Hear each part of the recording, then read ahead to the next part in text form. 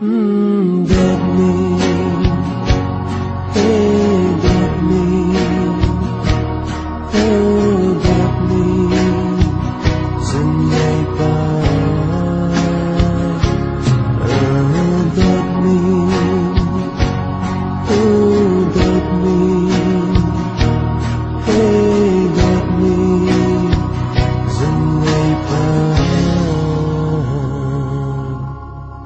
get me, oh, so jango, itila, jango, tin aulin ng lo, sana kailo.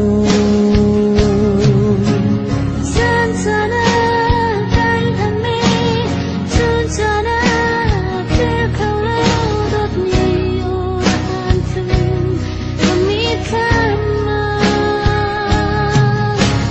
Nika kata napangamun, layagara, pandai kau lai tarau lalaulohi kasiko.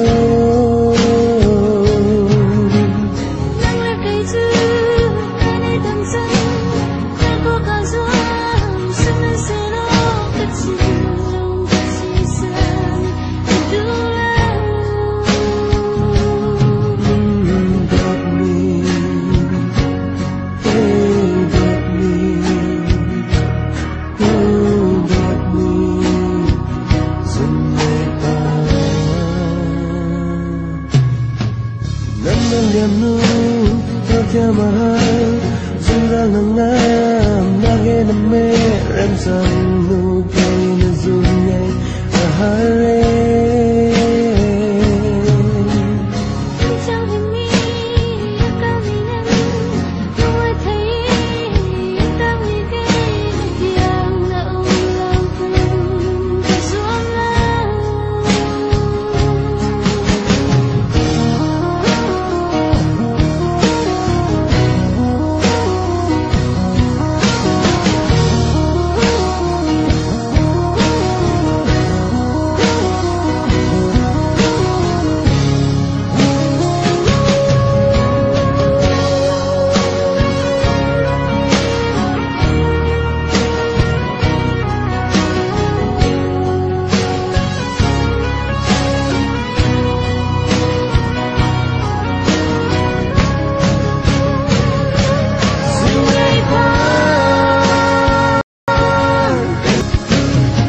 Phá rơi